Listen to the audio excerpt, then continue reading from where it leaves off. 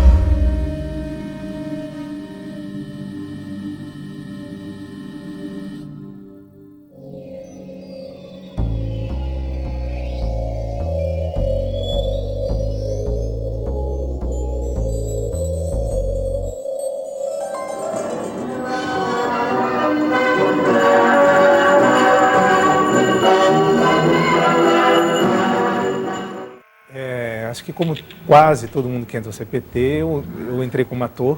Na época não tinha o Antunes não tinha uma equipe técnica que cuidasse da parte de sonoplastia. E depois o Antunes eu entrei em 88. Quando eu falar, você põe, tá? Põe baixinho e vai aumentando, ok? E ele precisou no Chica da Silva de alguém que cuidasse da sonoplastia. Então ele saiu perguntando para as pessoas quem fazia e eu me candidatei. E eu e mais uma pessoa, a gente então começou a trabalhar o processo da criação da trilha sonora e eu comecei a aprender também a mexer com sonoplastia, que é uma coisa que eu fazia antes, muito amadoristicamente. Bom dia. Bom dia. A trilha era criada pelos próprios atores e pelo Antunes, e os próprios atores operavam o som. Então, eu sei das histórias que me contam que os atores acionavam o gravador de rolo que ficava na coxia, entravam em cena, o outro ator que saía de cena desligava e preparava outra cena, até Chica da Silva, quando eu entrei. E aí eu me candidatei a cuidar do arquivo de som e acabei me tornando o sonoplasta do grupo.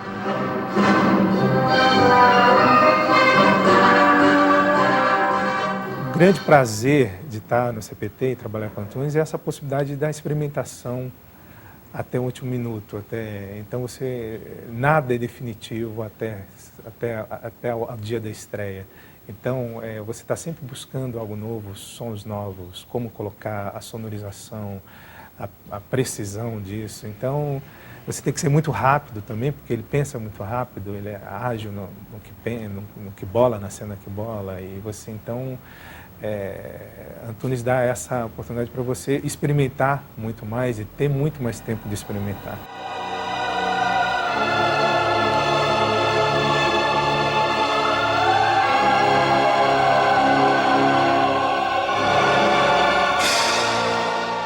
Eu acabei indo para o CPT, eu conhecia o Antunes da TV Cultura. Eu trabalhei muito com o Antunes lá na época dos teleteatros, eu fiz muita coisa com ele. E desde lá, assim, tinha muita vontade de trabalhar com ele. Ele me convidou algumas vezes, que não foi possível. Até que culminou com uma ida minha a Praga, e eu vi que fazer cenografia era uma coisa muito mais diferenciada fora. Um trabalho mais aprofundado, um trabalho em cima da pesquisa, do experimento. E voltei dessa minha ida para lá, querendo encontrar um caminho para a cenografia. E coincidiu com o convite do Antunes, na época da Chica da Silva, e vinha de encontro ao que ele queria também. Então eu sempre pensei que cenografia eu só podia trabalhar e fazer num espaço que me permitisse trabalhar o conteúdo, trabalhar a pesquisa, trabalhar a ética, trabalhar tudo aquilo que o Antunes sempre procurou no CPT com os atores. Então a gente acabou juntos criando lá um núcleo de cenografia para fazer um trabalho permanente, para fazer um trabalho que não era imediatista, para fazer um trabalho que não era para ir para o palco a qualquer momento. Ele só ia quando estava maduro, quando o Antunes achava que a coisa estava funcionando muito bem. À tarde, quando o sol bate na igreja, a luz atravessa a Virgem. E eu vejo hoje uma diferença assim, muito grande de pessoas que passaram pelo CPT e de pessoas que não passaram pelo CPT. Eu acompanho o trabalho, a gente vê a preocupação é outra, o planejamento é outra, a inquietude é outra. Eu acho que o CPT acabou sim criando já diria uma geração de novos cenógrafos que trabalham com esse pensamento inquieto, esse pensamento e de uma postura ética muito precisa frente ao que é o trabalho do cenógrafo. São pessoas que tentam dignificar o trabalho do cenógrafo. E isso é uma coisa que, com os atores, o Antunes sempre buscou, sempre trabalhou, sempre exigiu. E na cenografia não podia ser diferente. O Antunes era aquelas pessoas que te pegavam na mão e te levavam dentro do museu e te explicava no início assim, chato, não quero ver isso com o professor do lado, mas a importância que isso teve a partir do momento que você aprende a ter uma outra leitura, a ser crítico, a aceitar principalmente a tua precariedade, né, como você é, e evoluir dentro disso.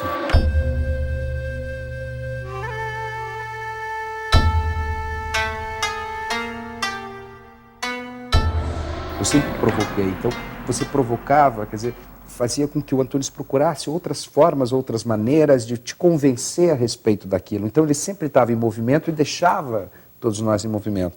E isso é muito forte na minha vida, isso foi fundamental.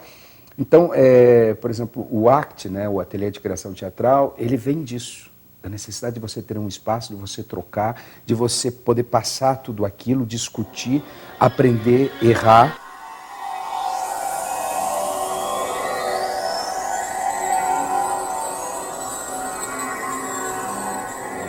Vírus, né, bendito que alimenta, que faz com que a gente faça essas loucuras de criar um espaço para que as pessoas possam investir nas coisas e possam trocar ideias e ser, vamos dizer assim, como o ACT é uma ramificação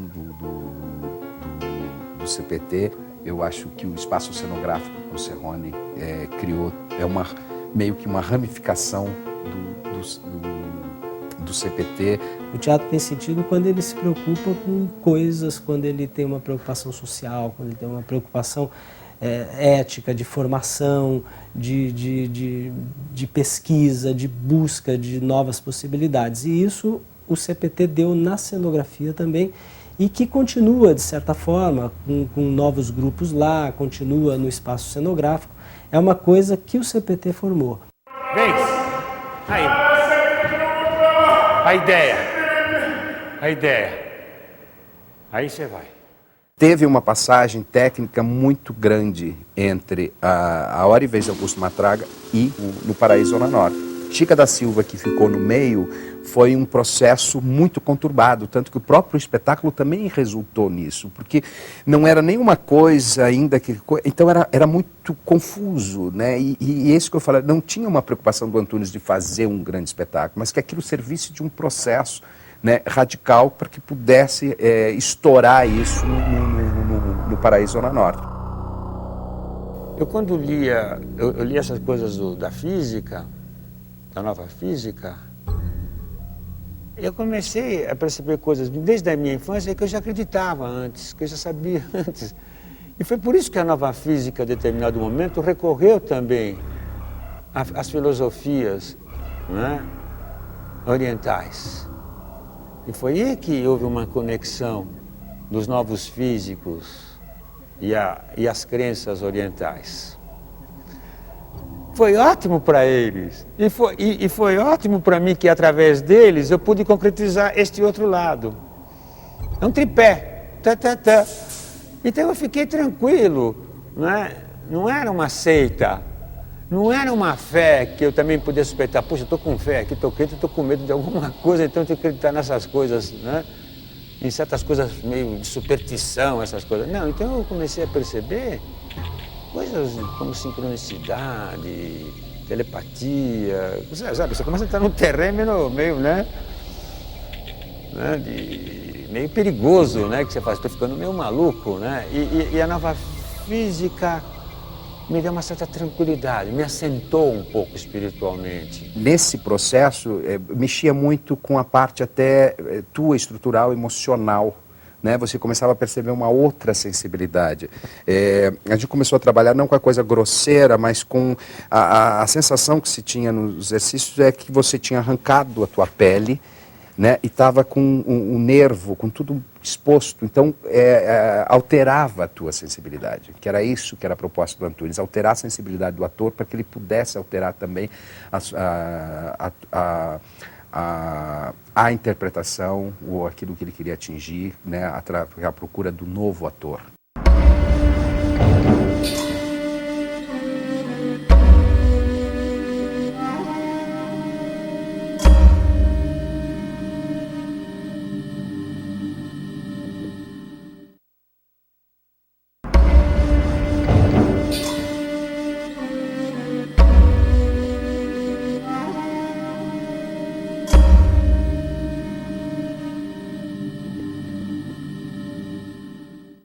Como o ator tem que entender que ele não tem que segurar com as garras e com os dentes essa realidade só. E aí é que entra o Shiva, né? Nós estamos aqui colocados como personagens do Shiva. E nós podemos ser pequenos Shivas, reproduzindo outras realidades para a plateia. Outras realidades para a plateia. É um jogo gozado. Se eu estou nessa ilusão, vamos praticar aquilo que o mestre, né, ilusionista nos ensinou, a praticar ilusões também. Então, é um jogo de lá para cá e eu faço esse mesmo jogo para lá. Entendeu? Então, tudo é um jogo, tudo é uma dança, a dança de Shiva.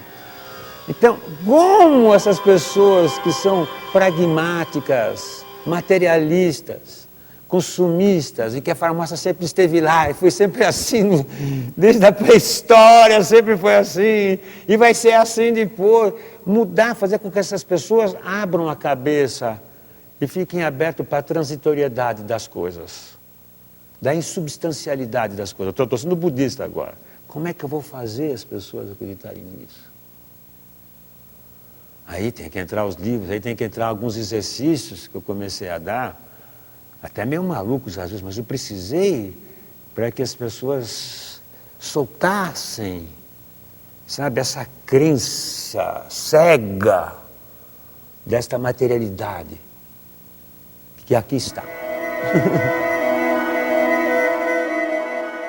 A gente não usava a emoção diretamente, né?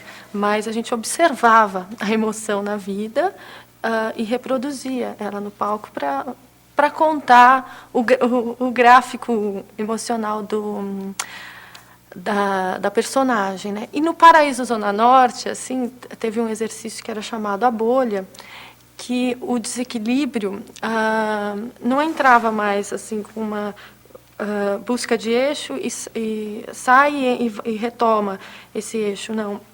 Ele era mais circular, ele o tempo inteiro oscilava, assim.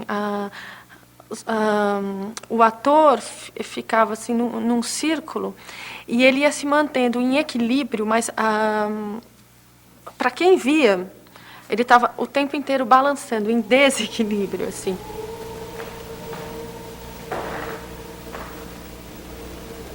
Vem cá, minha filha, vem. Vem cá com o papai, vem. Sem personagem, a bolha seria mais ou menos isso. Ó.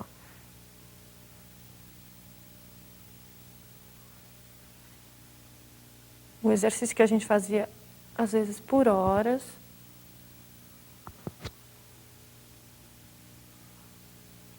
Ia criando, achando alguns movimentos, assim, dentro dessa dança, assim, e pequenas tensões te mantendo em pé.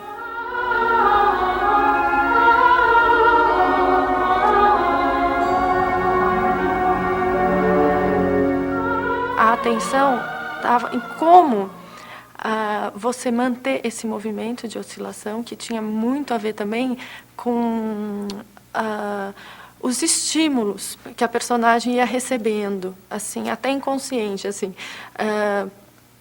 Assim, por exemplo, no Paraíso Zona Norte, eu acho que era a minha personagem, principalmente, acho que era bastante deformada até, né? Assim, ninguém tinha uma coluna assim e um pé nesse ângulo tão virado, assim. Mas isso tinha a ver com coisas que a gente ia pensando da personagem. Por exemplo, a personagem ela carregava nas costas a felicidade da família, a Silene, né? Porque o casamento dela, a virgindade dela ia manter aquela família. Então era uma coisa que eu achava que depois, assim, na verdade, eu fui vendo que fazia sentido. Então era aquele peso aqui e aquela luta em ser ela e ser o que a família queria.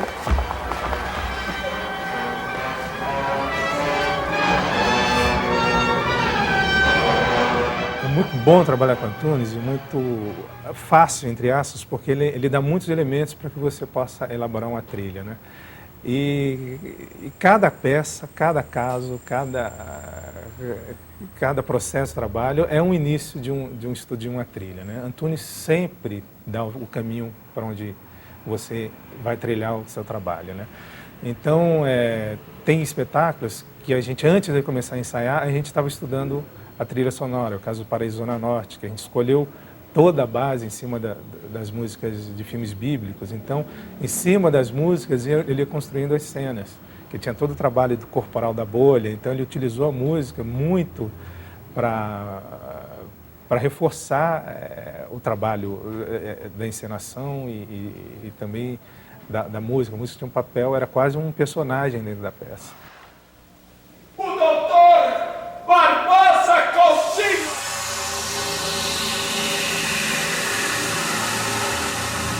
Paraíso Zona Norte foi um trabalho que a gente ficou quase 8 meses desenvolvendo, fizemos 3 ou 4 maquetes e um trabalho exaustivo de pesquisa em cima daquelas estruturas metálicas todas, de estações de trem, de metrô. Mas sempre assim, é uma coisa muito conjunta e sempre com muita segurança do Antunes, com muita clareza. O trabalho com ele era muito bom porque a gente sabia que estava fazendo um trabalho com quem sabia o que estava fazendo e o que queria sempre. Embora existisse essa coisa dessa inquietação de querer sempre mais. Quem é o pai? Que pai? Sua filha já vai para o 3º mês. O senhor quer dizer que Silene Está grávida.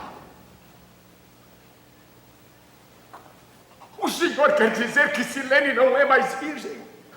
Deixou de ser virgem! Noronha, não exageramos. Você está exagerando. Hoje em dia, a virgindade não tem mais essa importância. E, afinal de contas, a honra de uma mulher não está numa película. A virgindade é uma películazinha. O senhor tem uma filha da idade da minha e solteira. Quero saber se a virgindade de sua filha também é uma películazinha. Sejamos práticos, descubra o homem. O senhor não entende nada de pureza, de inocência.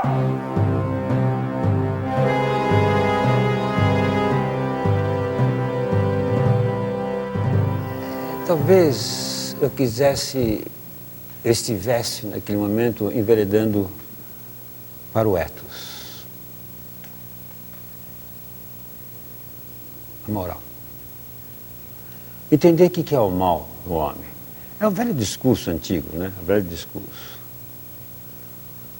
O mal ou o bem é uma coisa congênita ou é uma coisa artificial?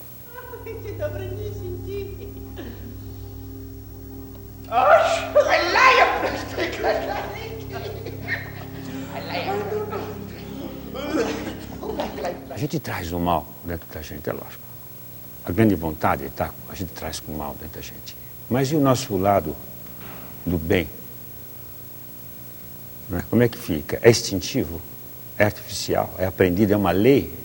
É uma lei ou é um dharma? Houve um determinado momento que, assim como o Holocausto, né, levou a você a contestar o modernismo, todo o modernismo, os ideais do modernismo, né, que eram dogmas, eu percebi que com a queda do Muro de Berlim, que foi feito pela queda do Muro de Berlim, e que poderíamos começar uma nova civilização humana, uma civilização humana de fato, mas que precisaríamos agora saber o que é o mal e o bem. Que todos nós temos o mal dentro da gente. Nós temos que colocar o mal dentro, no lugar certo dentro da gente. E tornar esse dragão que nos assusta, tornar isso uma força positiva. E o que nós sabemos no processo de individuação, você quando parte como herói, né, em busca de se saber, em busca dos teus tesouros, em busca do bem, que você vai para a montanha, se afasta, né, do teu povoado e vai enfrentar o dragão, é em busca de algum conhecimento, em busca de algum tesouro, de algumas pedras preciosas que você vai trazer a esta comunidade. Não é verdade? Assim também pensei eu.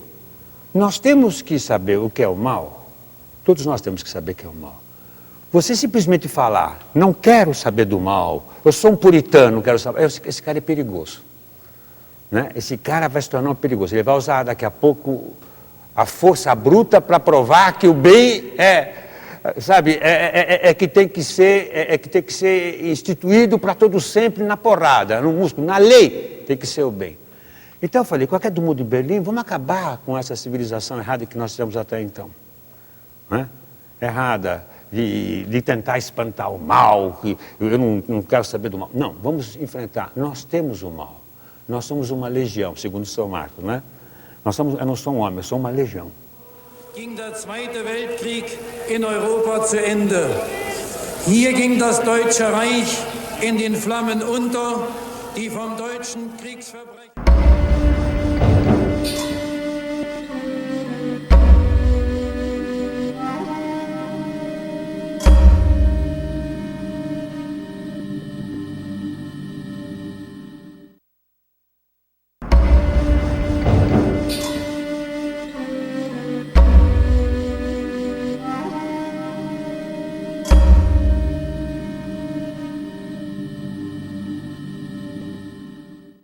O Antunes sempre pensou o teatro de uma maneira econômica, de uma maneira simples, de uma maneira de síntese, para a gente trabalhar sempre com os elementos extremamente necessários para a montagem. O Antunes, sempre é uma palavra que ele usava, ele não quer perfumaria, não quero paninho pendurado. Teatro tem que ter sentido, tem que ter conteúdo, cada coisa que você põe em cena tem que ter um significado.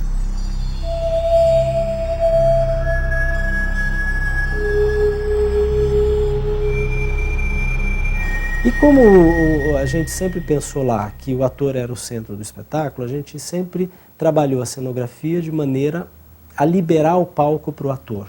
Então as nossas cenografias eram sempre de contorno, elas eram sempre de elementos que entravam e saíam, cenografias aéreas. E com isso havia uma economia de elementos por opção. A gente procurava signos representativos e de repente elegia um, como em Nova Velha História, que eram bolhas de acrílico que a gente chegou naquilo e através das bolhas a gente criou o espaço para a Nova Velha História.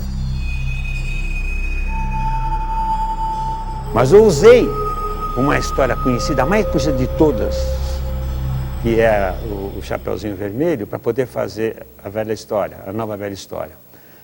Porque eu queria dar ao Ocidente uma nova maneira de você ver aquilo que é mal e tentar colocar no lugar e não destruir.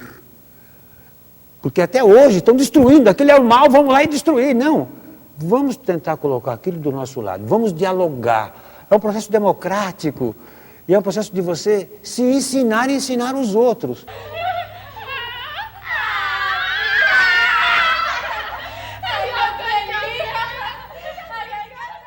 O que é que fez Krishna quando viu a grande cobra que era maldosa? Ele pegou, não matou.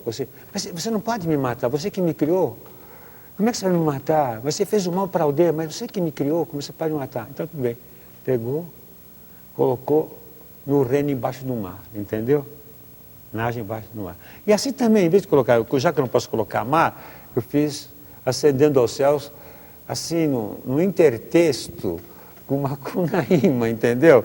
Coloquei lá uma cunaíma de um lado e o mal do outro lado, mas não matava o lobo.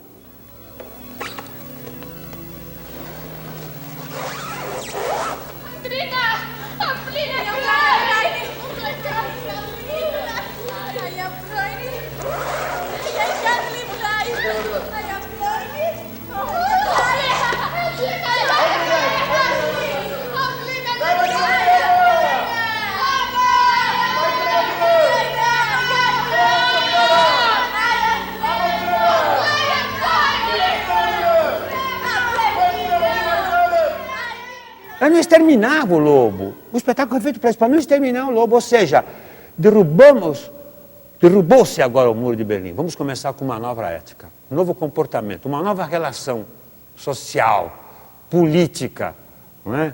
Mas não adiantou nada, que voltou tudo a mesma, piorou, voltou. Chega de guerras, chega de tudo isso, entendeu? Então, era um discurso pacifista.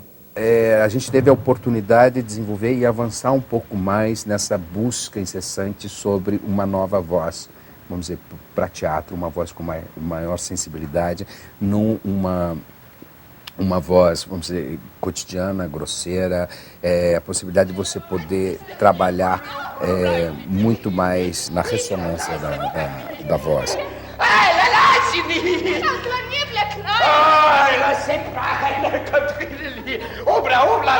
A Nova Velha História foi um grande exercício. Então era estranho porque as pessoas sempre têm uma expectativa muito grande em relação aos espetáculos do Antunes.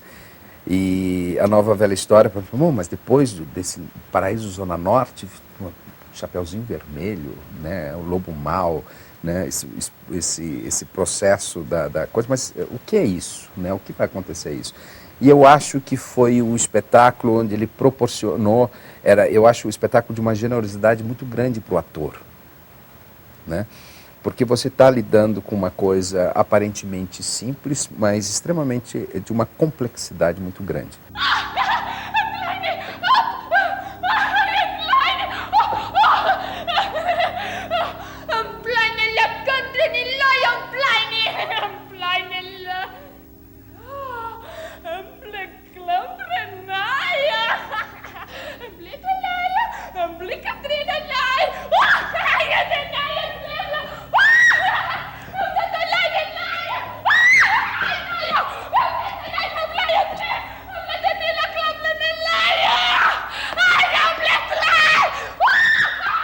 Dentro daquela simplicidade, ele colaborava muito com a evolução, vamos dizer assim, com o teatro, em geral, né? E com a coisa do jogo teatral, do ator ele ser responsável por aquilo, ele ser responsável pelo seu repertório, de ter um bom repertório para contar melhor uma história. Então foi um grande exercício para o ator, e aonde a gente usou toda a temporada, todo o processo de criação e evolução do espetáculo, na realidade, não por espetáculo, mas por um avanço, para um próximo trabalho, que era trabalhar com a palavra com propriedade.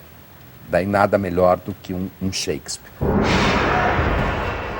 Como? Quem é ele? Que ousadia é esta? Ninguém poderá me acusar de nada! De nada! Eu não tenho culpa alguma! Não tenho culpa de nada!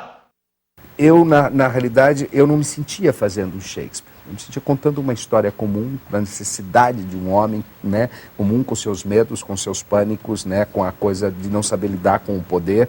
Então eu nunca tive a preocupação de estar fazendo um Shakespeare. Nunca vi um dia assim tão feio, num dia tão belo.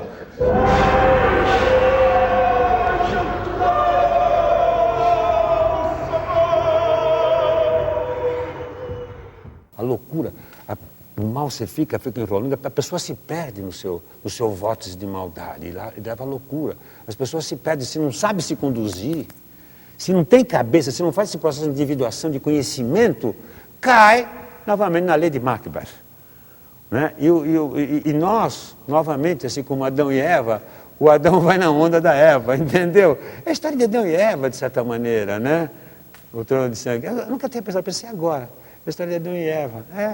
Pode ser. Na realidade, o difícil é você conseguir descobrir esse processo, e é aí que o Antunes fez, porque nós tínhamos nos preparado muito bem através da Nova Velha História, né? Tanto que o Antunes procurou usar os atores da Nova Velha História que tinham passado por essa experiência, essa evolução no tratamento, na voz, na técnica vocal, para que pudesse fazer o corpo do Trono de Sangue do Macbeth. Então, parece que a gente já era familiarizado, né, que o lobo e o Macbeth eram meio parentes, um era embrião do outro. Vindo nesta direção! A vereda aí já é a mesma coisa. Eu vi que não adiantou nada, né? Não adianta ir matar Candelário, os índios estavam matando. Eu falei, tem que fazer a vereda. Tanto é que não tem nada que ver essa vereda com a antiga vereda. Mas chega lá, tem que trucidar aqueles pobres coitados lá, aqueles infelizes lá, sem autoestima, que estão procurando sobreviver. Se vem alguém com a palavra de Deus, qualquer palavra me serve. Hoje em dia, qualquer palavra me serve. Por que tanta e tanta seita em São Paulo, no Brasil, no mundo? Porque é tamanho desespero que qualquer palavra, vem um Onofre lá com uma palavra, eu vou na palavra do Onofre, e o Onofre vai embora, aí eu começo a interpretar o Onofre do meu jeito, e faço uma nova seita aqui. É fruto do quê? É fruto do quê isso? Da miséria, do desespero, da ignorância, bicho. É isso, é um prolongamento, é uma coisa só que eu estou discutindo. Então, meus irmãos, Deus vai abrir as nuvens como porta do céu e mostrar o caminho, o derradeiro da salvação. Caminho, meus irmãos, alumiado de estrela, onde os anjos tudo passa voando. O processo foi assim, pra gente foi doloroso para os atores, né, da vereda, porque foi uma época que nós ficamos um pouco abandonados, né, pelo Antunes. Ele estava desenvolvendo um projeto, que inclusive era uma proposta que era só com elenco feminino,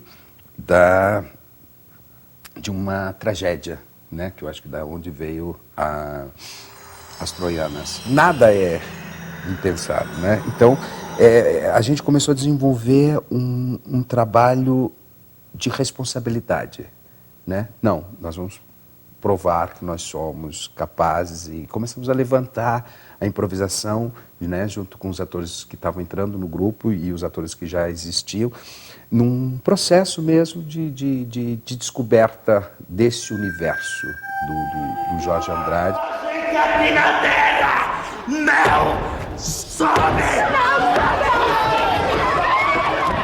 Até que chegou um momento em que o Antunes daí desistiu lá do projeto dele lá em cima e começou a olhar com bons olhos esse processo. E claro que a gente sabia que tudo isso já era pensado, era uma maneira, né, nada do Antunes né, era uma estratégia de montagem, e que sortiu um efeito muito grande, porque a gente tinha muito medo de falar sobre fanatismo religioso, um cara que mata crianças e essa coisa toda.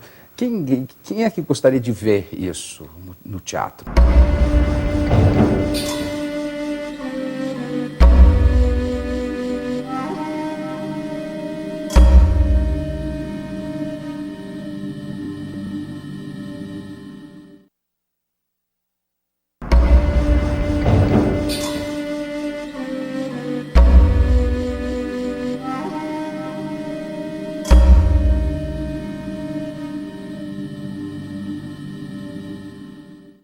Onde é que começa e termina? É um círculo vicioso. A globalização tornou isso um círculo vicioso. E as seitas estão num círculo vicioso, bicho, para nós todos. Onde é que está a cabeça? Você não tem mais cabeça. A coisa se... Nem o próprio cara que imaginou um dia, ele já domina a coisa. Ele é dominado. Porque a globalização tornou tudo meio anônimo. É tudo sem cara. Ninguém mais é responsável. São todos responsáveis. Agora, você chega aí... Os coitados, os miseráveis que estão aí, não tiveram o governo, né, o Estado não deixou os caras, não deu condições para saberem as coisas. Né? É preciso rezar, gente, é preciso rezar. Agora chega lá alguém, ele vê uma luz, não importa qual luz. E assim foi o Joaquim, coitado. A luz era, o pastor era o Onofre que dizia a coisa. Ele começou a interpretar aquilo do jeito dele. Bonito até, começou a interpretar, e levou todo mundo na onda, vai todo mundo. Essa aparente solidão que o Antunes nos deixou fez com que a gente se apropriasse muito disso e que fosse, vamos dizer, inclusive tem muitas cenas daquele espetáculo que o Antunes nunca marcou.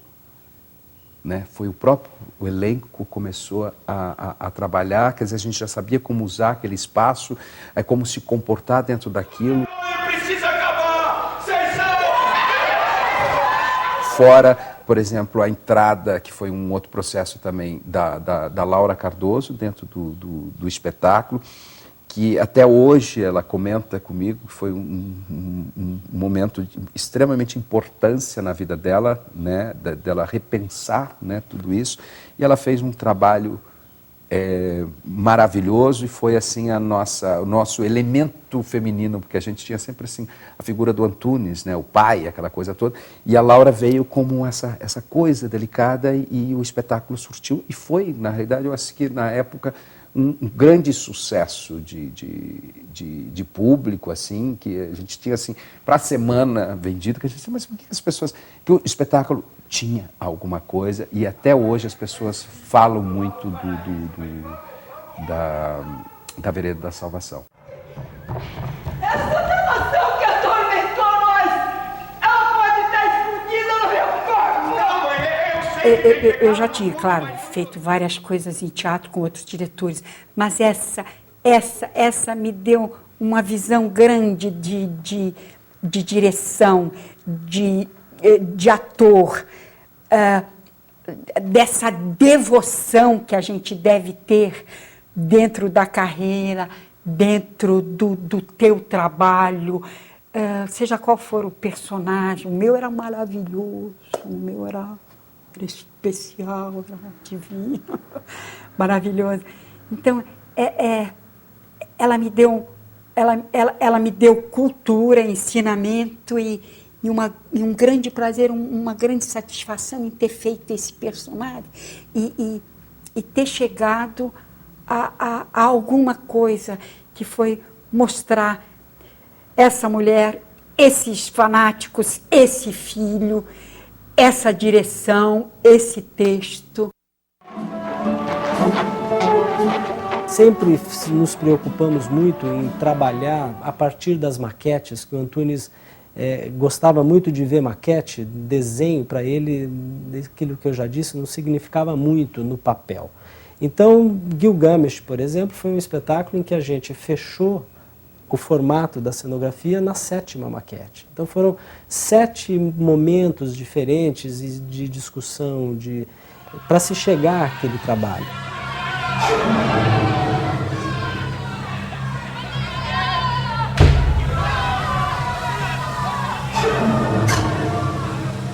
O Gilgamesh foi uma proposta também bastante radical do Antunes. Era um espetáculo que tinha um outro tempo. Era um espetáculo extremamente trabalhado no se contar uma história. Se propunha um tempo diferente, tanto para os atores quanto para o público. Né? Era um tempo de ritual, de leitura, de passagem de tempo. Eu vejo assim, o Gilgamesh como assim, o prazer que você tem de ir folheando e lendo. Foi Gilgamesh quem construiu essas imensas muralhas de Uruk. É do sagrado templo. Bem disse a primeira pedra. É o maior drama humano, né, que é a morte. Que é a passagem de realidades, me interessou isso. A passagem de como os homens interpretavam, né, e como eu poderia interpretar doravante o problema da morte na natureza. O que significa a morte? E o nosso pânico perante a morte. Então, descobri nesse Gilgamesh, esse poema sumério, né? É esse o cruel destino humano. Eu, como ele, como todos, pasto de vermes terei de ser. Ali já comecei, não era somente corpo, como até então conduzia o grupo Macunaíma, o CPT. Que não daria, só que o corpo não estava completo, faltava um lado, estava unilateral. faltava a voz. Aí já comecei a estudar a voz. Eu pegava professoras de voz e me ensinavam voz de uma maneira que eu não concordava, porque eu precisava liberar o corpo primeiro para encontrar a voz. Mas o corpo que eu fazia até então era de um jeito, era para tornar o corpo uma argila, uma massinha que você pudesse fazer o que você quisesse. Mas e a voz? Por isso aqui estou, ansioso para encontrar o Dinapshiti, meu antepassado.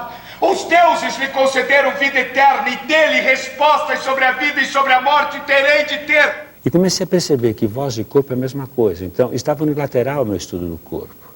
Que eu, para ter uma voz, a eufonia da ressonância, eu preciso ter os músculos do meu corpo muito bem treinados e muito bem preparados, para que não atrapalhasse, para que não fosse um obstáculo à ressonância. E deixar de fazer na projeção. Então isso, por exemplo, para nós era de difícil entendimento, né? Porque a tendência é você romper, né? Você não e o espetáculo o tempo inteiro diz assim, controle a sua ansiedade.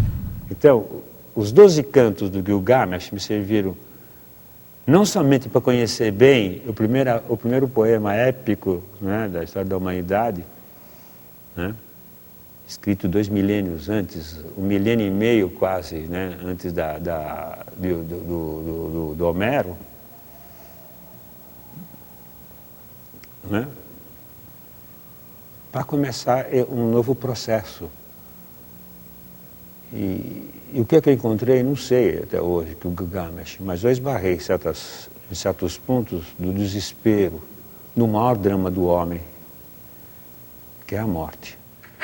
Estou muito desorientado e morrendo de cansaço e sono. O ladrão da noite ronda meu corpo. A morte habita a casa em que vivo. A morte me espreita em todos os cantos e em todos os caminhos que eu sigo. Que devo fazer, o Dinapshiti? Voltar para a tua terra.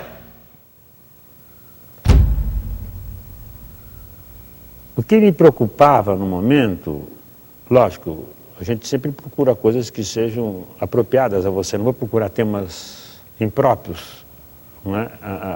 A minha espiritualidade. Estava acontecendo no mundo todo, estavam ressurgindo os Dráculas, né? Ressurgindo o neonazismo no mundo inteiro. Aqui no Brasil teve coisas terríveis, aqui no Sul, e no mundo inteiro estava ocorrendo. Era um Drácula, era um morto-vivo.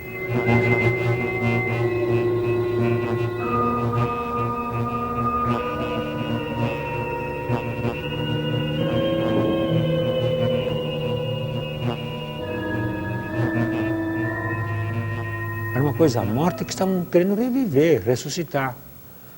Então, foi uma manifestação contra o neofascismo, o neonazismo que podia haver.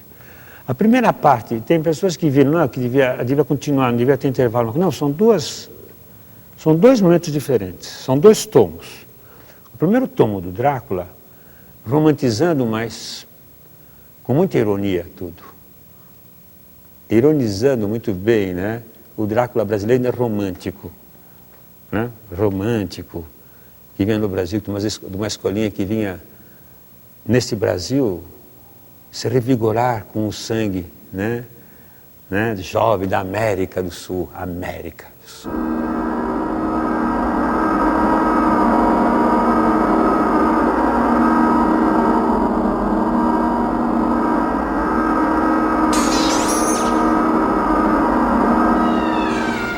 Era uma paródia, não no sentido da paródia de engraçado, paródia pela similitude, mas crítica. Ela havia crítica.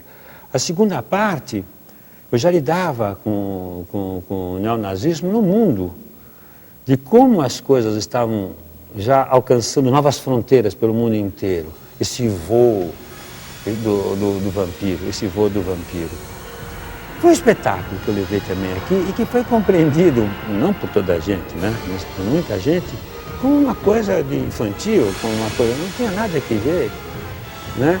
Além do mais, a segunda parte, toda a forma do espetáculo na segunda parte, que eu acho muito interessante, era nada mais, era com os mesmos figurinos, com a mesma roupa e com certas marcas do balé A Mesa Verde, do Iós, que foi um balé famoso no século passado, feito em 1932, que prenunciava a ascensão do nazismo.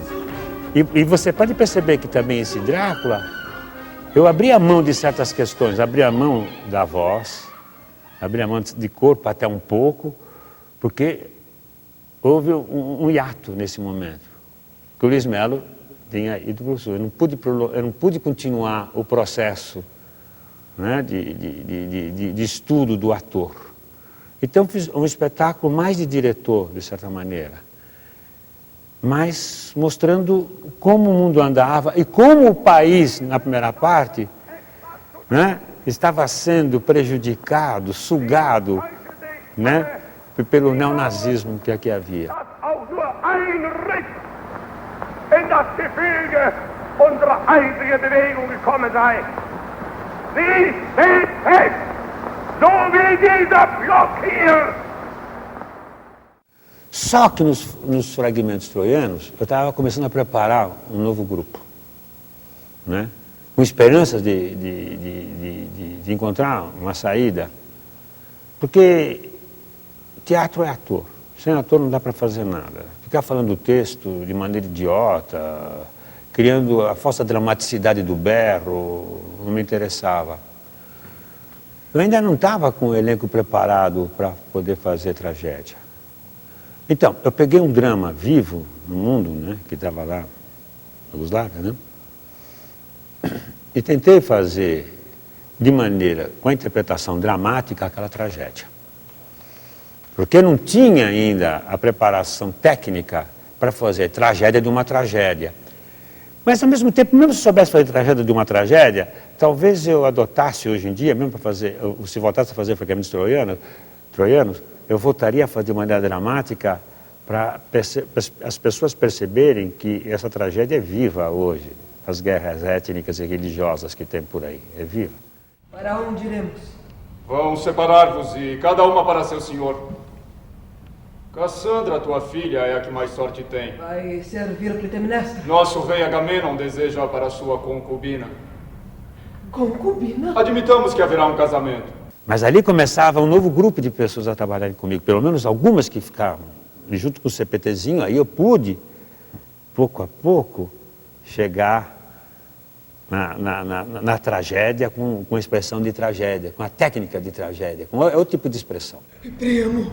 Priamo, meu marido, meu rei, eu estava lá quando degolaram sobre os degraus do altar, eu vi a sua garganta aberta, eu vi o sangue que dela brotava. I think that without question, he's very much at the forefront and I would place him very far ahead. Não tenho dúvida de que ele está muito, mas muito mesmo na vanguarda. Coloco-o muito à frente de vários artistas que estão fazendo turnês pelo mundo atualmente com grande sucesso. A sua abordagem tem tanta delicadeza, tanta arte e é prismática. Para qualquer lado que você olhe, vê algo diferente ocorrendo.